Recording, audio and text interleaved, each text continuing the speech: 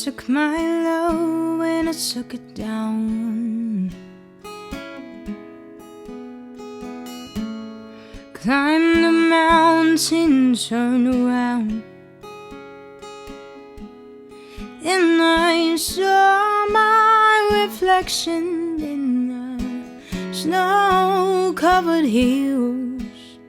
Well, landslide brought me down. Oh, mirror in the sky, what is love? Can the child within my heart rise above? Can I sail through the changing ocean eyes? Can I handle the seasons of my life? Oh, oh.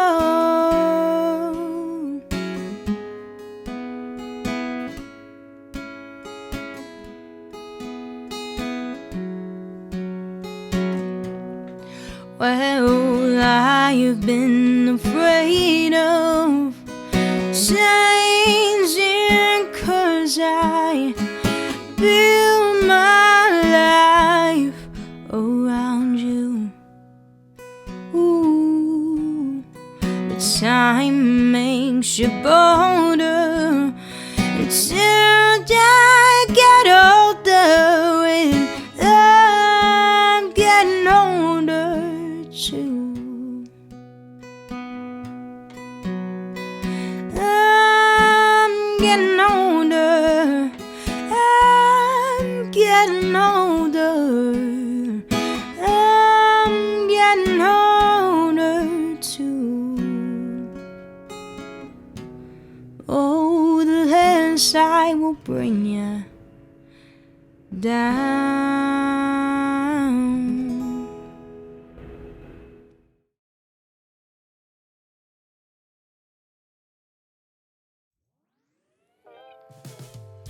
Guys, welcome to episode 17, part 7 of behind the scenes of the Interlude album, and how that became a mess and how it came together and how it eventually worked out because you guys have access to it on Spotify and Apple, so it happened.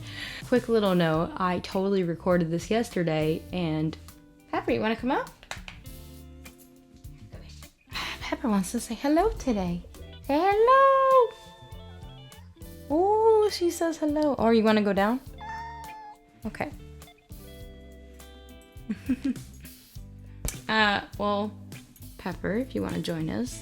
See, this is why mistakes happen. This is why I recorded yesterday and there was sound on my console, but my recording equipment, it didn't record any sound. And so I literally looked like the female Charlie Chaplin, but less funny.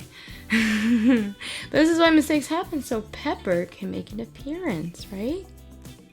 Episode 17, we're focusing on the mix and mastering and planning press, because when you see press when it comes out, a lot of it is planned. Not to say that critics and write-ups aren't spontaneous. They get to choose who they want to curate for sure, but it is the job of the artist and their team, one person team of me at the time, plus the person I hired, to get people who write up blurbs and blogs and magazines and reviews to know that it's press-worthy and it exists. But going back to the mix and mastering, because that came around the time of that. Mix and mastering is interesting. It's after you record all the songs, it's to kind of make sure everything sounds even and you want the best listening experience possible for the audience. So what that means is you want to hear it really well on your iPhone, and you want everybody to, as the artist, you would want everybody to be able to enjoy it just as well in the car. And not just live in person, but also the recording as well. You want it to sound all the right levels and good for Spotify and Apple. And then when you're making a master, it's like a thumbprint of like the song. It's like the best way I can describe it. It's the fingerprint. That's kind of what it's like. Now, when you are going to mix and master, you as a team, so I listen to it a lot. And I mean by a lot, I mean I've listened to each song so many times, I could probably break down almost every instrument part as it goes. And that is exactly why, to have that quality as the end result is what you want. I don't know, I must have listened to each song at least 10 times each, and that's before it even came out, before that doesn't even include the other parts of it, the recording, just in the mix and mastering alone. And so every time I would find something at a place like, hey, you know, the pitch here needs to be tweaked, something doesn't sound right, something doesn't complement, something about my voice doesn't pop out here, that instrument is too loud over here, stuff like that. Or it would be cool if you added a little bit of this or this effect or stuff like that, to make sure that it's as seamless as possible, so you're giving the ears a real experience. Yes, Pepper, you are the center of attention as usual. You want to sit? You just want to kind of sit? Okay, I got you. You haven't seen me all day. I understand. Pepper says hello. I just remember the sound guy asking me like, hey, what are you thinking of this? Does it sound good? Like, what do you think? And I said, like, and I remember at one point I was like, it sounds solid. He's like, solid doesn't mean great. And I said, honestly, it is so close to my face and I've worked so hard on this thing and there have been so many hiccups. I am not going to have the best criticism in terms of like poking out anything small, because I am already like drained just trying to like make this thing happen, and it sounds as good as my ears can pick up right now, and it sounds great as is. So I was just like so drained and so stressed just trying to make everything come together at the time because of things that were not necessarily in my control. So I just kind of did the best I can to critique it and point out certain things that I didn't like or did like, and then other things I was just indifferent about. And I just said, you know, I trust your ears. So if you think it's good, I trust it. I know that I'm the artist and I'm going to be like the worst critic here, or I'm just going to be guessing what I think is wrong. I'm at the point where I'm just too close to this piece of art. So that's kind of what was going on. He had other people, producers and stuff, of course, weigh in their ear, friends and stuff, just to make sure everything was right. I remember we had a last minute listening party with my friend Katie, who I mentioned in the other episode, who helped me pick out my album cover. And her fiance now, who was her boyfriend at the time, now her fiance, Travis, they came over to the studio and we just listened to every song and they gave us their feedback, because like even though they're loving friends, you know, they're the kind that would tell us the truth, but they're also comedians, so like they don't have the expertise in like the era of music. They're just, in terms of like regular music appreciators, like music lovers, they would be in that category, which is perfect, because while it's so great to get a great ear of a musician, that's very, very, very important, it's also important to see what someone who maybe isn't in that expertise, because they're the audience that I'm targeting. Of course I want to reach musicians and stuff, but like the people that are really like my fans and the people that I am driven to connect with are people that are either everyday people or people who just don't necessarily specialize in music. It's totally fine if they work in the industry and they're a fan. I'm all for that. But as a target, you know, I want to speak to the kid whose dad isn't home enough, who goes to school and comes home after soccer practice. I want to speak to the girl in college who's trying to get A's and trying to get summa cum laude because she comes from a family that is like a first immigrant in the nation of the U.S. Or, you know, I want people like that, like people who aren't like me but are similar to me. I want to reach people like that. And so it's important. That's why it's important to have people who are outside of your niche also critique as well. So yeah, we did that, and I remember I listened to it on my own radio. I listened to it in my in-ears. I listened to it in regular headphones. I listened to it on my phone, on my computer, everywhere to make sure it's as good as it could possibly sound, that the volume levels are right, that the vocals are forward but not too forward, that the bass is just right.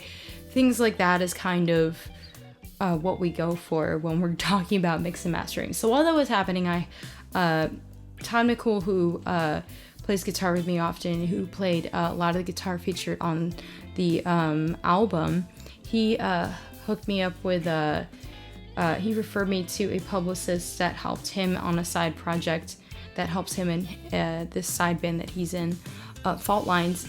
Lisa Tapia, she was like really sweet and really accommodating and helped me out with press. And I had read about doing press. I had never done it on my own for an album. I had done it for she had helped me also, you know, with the tour that was supposed to be for the album, which we talked about in a previous episode.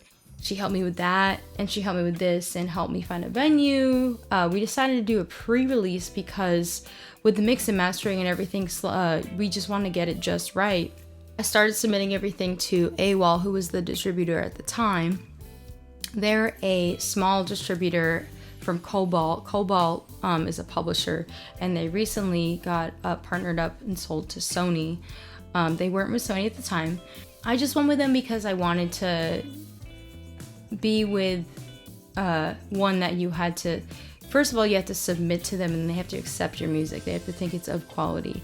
And then second of all, sometimes they will help advance artists and stuff. And that means they'll help support the artists. I didn't have, unfortunately, enough clout.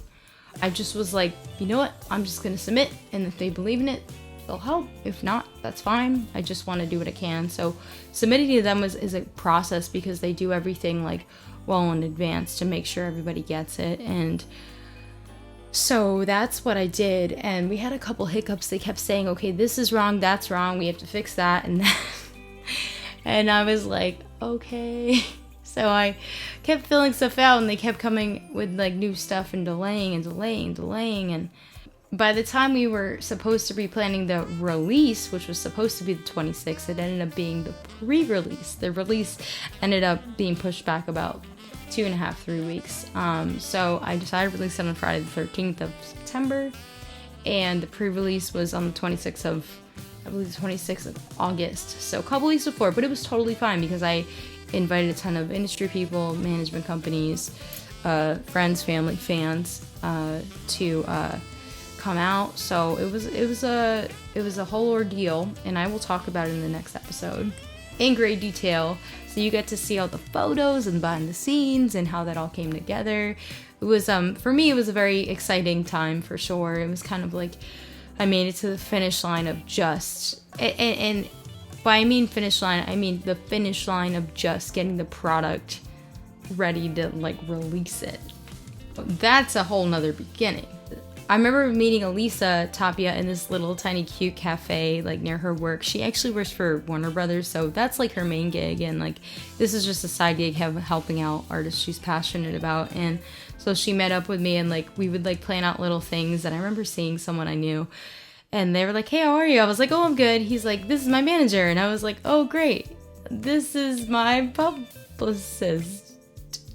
We're discussing pre-album release stuff." And in my head, I'm like, oh, I feel like one of those stuffy people, but but I also don't know what I'm doing, and I'm just trying to say hey, I'm good too in a way, but I don't know how to present myself right now because there's a lot of pressure on me, but I don't want you to know that. So I'm doing great, well too. That's kind of the LA thing. It's yeah, I'm doing great. You're great. We're always talking about what we're doing and what we're working on and why you're here, and oh yeah, I'm here because of this. And it's just a common small talk conversation that I feel tends to happen back when you can sit in a cafe and hang out, which will happen again soon, I believe it. But yeah, I will say that I read how to do publicity, like I said before, but nothing really prepares you for the experience until you go through it. You cannot replicate life experience. You can read as many books and gain as much knowledge to feel as safe and as knowledgeable as you are, but there will never be, I don't want to say enough, but it will never be an absolute 100% I got this, because every release is different. And then also, like, especially when I myself had never done it before for releasing, it's just a whole nother bear. It's kind of like, I don't know, or at least I keep getting told this, like, oh, you know, you'll understand when you're a parent and you have kids. I get told that a lot, especially around my age, and everybody is like starting to get to that point in their lives, which is totally fine.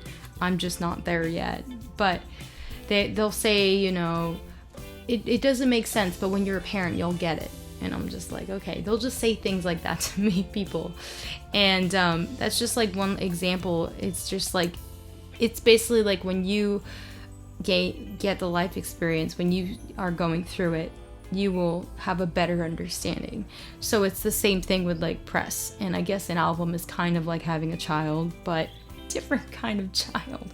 But in a way, it's an artistic child. So that was like the closest analogy I could think of to make it as similar. Anyway, guys, thank you guys so much for tuning in. Pepper, you want to say thank you? Say thank you. She doesn't care. She wants me to feed her dinner, which will happen after I say goodbye to everybody.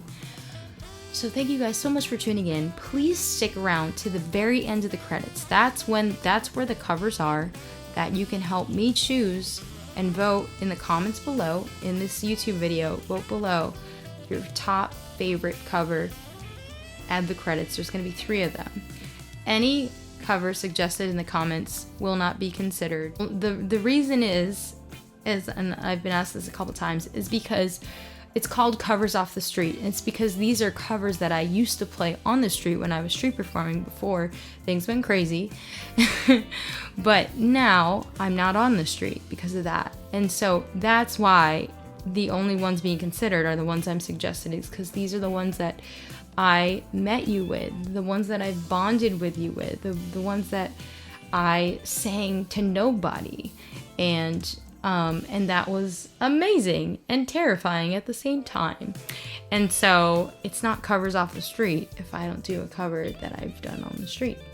So anyways, please make your choice below after the credits.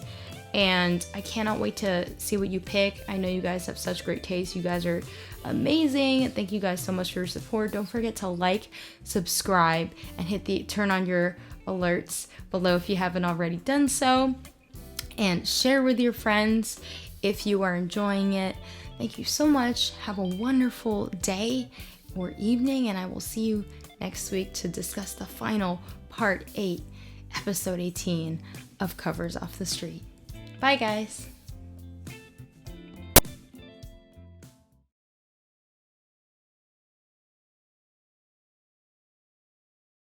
Thanks for watching. Please consider supporting Sarah Lightman on Patreon.